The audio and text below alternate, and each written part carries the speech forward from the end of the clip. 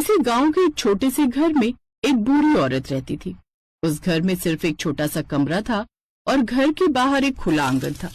उसी आंगन में मिट्टी के चूल्हे पर वो बूढ़ी औरत खाना बना रही थी। जल्दी से रोहन की शादी कर देती हूँ ताकि इतनी गर्मी में मुझे खाना न बनाना पड़े। तभी अचानक उसके बेटे ने बाहर से आवाज दी, माँ, अरे माँ, दरवाजा खोलो। अरे आ रही हूँ। आंगन में जो घर का मेन दरवाजा था, वो दरवाजा उसकी माँ ने खोला तो देखा बाहर उसके बेटे के साथ एक लड़की भी थी। दोनों के गले में वरमाला थी। उसकी माँ ये देखकर दंग रह गई। ये सब क्या है रोहन? तूने बिना मुझे बताए शादी कर ली। मैंने तेरे लिए गांव की कितनी अच्छी लड़की देखी थी। मैं तेरी शादी उससे ही कराना चाहती थी। ये किसको उठा लाया? माँ, पर मैं इससे प्यार करता हूँ। इसका नाम ममता है। ये शहर की रहने वाली है, पढ़ी लिखी है, खूबसूरत भी है और आपकी बहुत सेवा करेगी। इतने में ममता ने अपनी सास के पैर छू लिए। सासू माँ, हमें आशीर्वाद दीजिए, गुस्सा मत कीजिए, मैं आपको कभी भी शिकायत का मौका नहीं दूंगी। अब जब शादी करके आ ही गए हो तो भगा तो दूंगी नहीं। खैर, रोहन और ममता घर के अंदर आ गए। ममता ने जब घर देखा तो दंग रह गई। इस घर में तो सिर्फ एक ही कमरा है, बाकी आंगन। यहाँ पर मैं कैसे रह पाऊंगी? और आंगन में तो इतनी धूप है कि पूछो ही मत। देखा बेटा, कदम रखते ही अपने रंग दिखाने लगी। अब देखना, ये इस घर में एक हफ्ते नहीं टिक पाएगी। फिर तुझे मेरी पसंद की लड़की से ही शादी करनी पड़ेगी। नहीं सासू माँ, ऐसा कुछ नहीं होगा। मैं और रोहन एक दूसरे से प्यार करते हैं। वो मुझे जैसे भी रखेंगे मैं रह लूंगी। खैर, वो किसी तरह इस घर में रहने लगी। रात में उसकी सास ने सोचा, कल से इसे मजा चखाऊंगी। इसके ऊपर इतना अत्याचार करूंगी कि परेशान होकर ये खुद ही भाग जाएगी। अगली सुबह 8 बजे पूरे आंगन में इतनी कड़क धूप हो गई कि वहाँ बैठना भी मुश्किल था। तभी उसकी सास ने कहा, बहू, आंगन में हमारा रसोई घर है। आज तेरी पहली रसोई भी है। जल्दी से खाना बना, रोहन को काम पर भी जाना होगा। ठीक है सासू माँ। आंगन में रसोई घर के नाम पर सिर्फ मिट्टी का चूल्हा बना हुआ था। ममता वहीं पर बैठ गई। उसने किसी तरह चूल्हा जलाया और खाना बनाने लगी। कुछ ही देर में उसके शरीर से पसीना टपकने लगा। उसकी गोरी गोरी त्वचा धूप की वजह से लाल पड़ गई। आंखों से आंसू निकलने लगे। बार बार वो अपने पल्लू से पसीना पोंछ रही थी। हे भगवान, ऐसे तो मैं ज्यादा दिन तक जिंदा ही नहीं रह पाऊंगी। उसकी सास दूर से ये सब देख रही थी। जब सुबह सुबह इसका ये हाल है तो दोपहर में क्या होगा?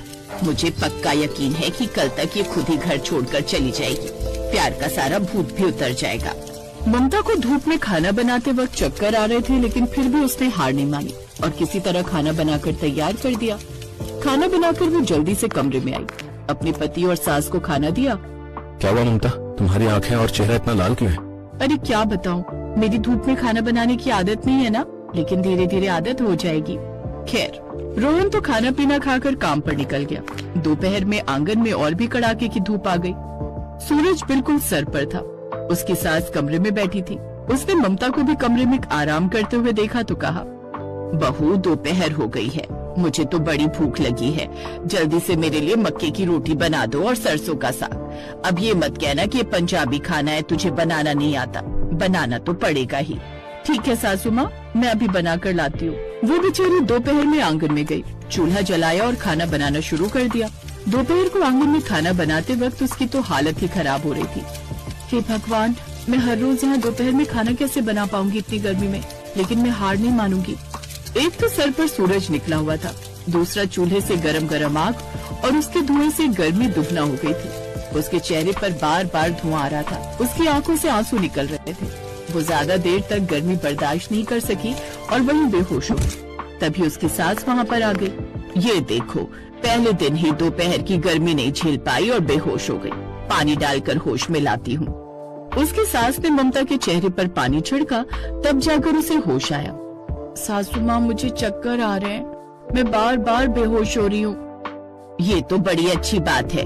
तू ये सब बर्दाश्त नहीं कर सकती तो अपना बैग उठा और यहाँ से वापस चली जा। फिर मैं अपने बेटे की शादी अपनी पसंदीदा लड़की से कर दूंगी। नहीं नहीं सासू माँ, धीरे धीरे मेरी आदत हो जाएगी। आप जाइए, मैं खाना बनाकर लाती हूँ। होश में आने के बाद फिर से वो खाना बनाने लगी। अब ये रोज का काम हो गया था। फिर एक रात उसने इस बारे में अपने पति से बात की। रोहन, चलो ना, शहर में चलकर रहते हैं, यहाँ मैं नहीं रह पाऊंगी। ममता, माँ तुम्हारी परीक्षा ले रही है, तुम्हें ये सब तो करना ही होगा और माँ का दिल जीतना पड़ेगा ताकि उन्हें पता चले कि मेरी पसंद ही सबसे अच्छी थी। ठीक है, आपके लिए इतना तो कर ही सकती हूँ। ऐसे ही दिन बीत रहे थे। फिर एक रोज दोपहर को वो आंगन में खाना बना रही थी। खाना बनाते बनाते अचानक वो बेहोश होने लगी। सासू माँ पानी, सासू माँ पानी दे दो, सासू माँ जल्दी से पानी दे दो, मैं बेहोश हो रही हूँ। उसकी सास मस्त कमरे के अंदर सो रही थी। तभी घर के बाहर से एक दूसरी लड़की गुजरी। उसकी नजर ममता पर गई। अरे ये क्या, ये तो रोहन की बीवी है। वो लड़की भागकर उसके पास गई, उसके चेहरे पर पानी डाला और उसे पानी पिलाया। तब जाकर उसे होश आया। आपका बहुत बहुत शुक्रिया। कौन है आप? मेरा नाम मीरा है। तुम खाना बनाते बनाते शायद बेहोश हो गई थी।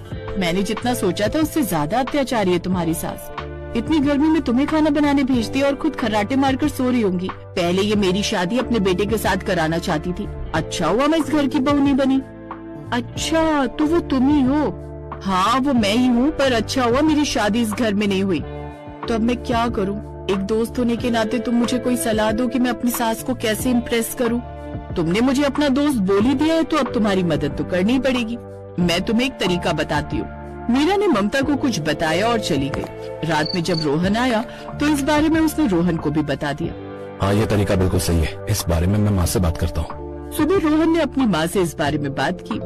माँ हर रोज आपकी और ममता की अनबन हुआ करती है। वो आपको इम्प्रेस ही नहीं कर पा रही है।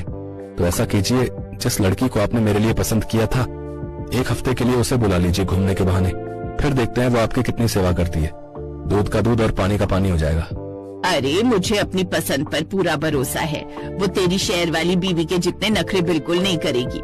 अगले दिन उसने मीरा को अपने घर बुला लिया। जब खाना बनाने की बारी आई तो मीरा ममता की सास पर ही चिल्लाने लगी। एक तो खुले में पूरा रसोई घर बना हुआ है, ऊपर से इतनी कड़क धूप, इतनी गर्मी में खाना कैसे बनेगा? आप खिसक गई है क्या चाची? चलो ठीक है, मैं किसी तरह खाना बनाती हूँ। खैर मीरा ने भरी दोपहरी में खाना बनाना शुरू कर दिया। कढ़ाई में सब्जी उबलने लगी। जब खाना बन गया तब उसने गरम गरम कढ़ाई उठाई और सास के सामने धड़ाम से जमीन पर फेंक दिया। सब्जी के गरम गरम छींटे उसके सास पर पड़े। रोहन और ममता भी वहाँ आ गए। आहा, ये क्या कर रही है? तू मेरा हाथ जला दिया। आपने मुझे यहाँ घूमने के लिए बुलाया था या मुझ पर अत्याचार करने के लिए?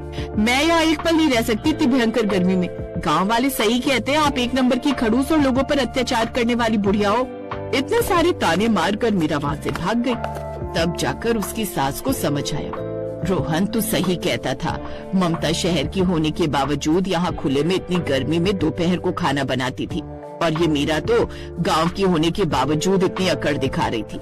अच्छा हुआ उसे मैंने अपनी बहू नहीं बनाया, वरना वो शादी के दूसरे दिन भाग जाती और हमारी बेइज्जती हो जाती गांव वालों के सामने। बहू, आज मैं तुझे दिल से बहू स्वीकार करती हूँ। और रोहन, इस रसोई घर का कुछ कर, वरना मेरी बेचारी बहू बीमार हो जाएगी। ठीक है माँ, आज से खुला रसोई घर यहाँ नहीं रहेगा। इस तरह मीरा का नाटक काम कर गया और सब खुशी खुशी रहने लगे।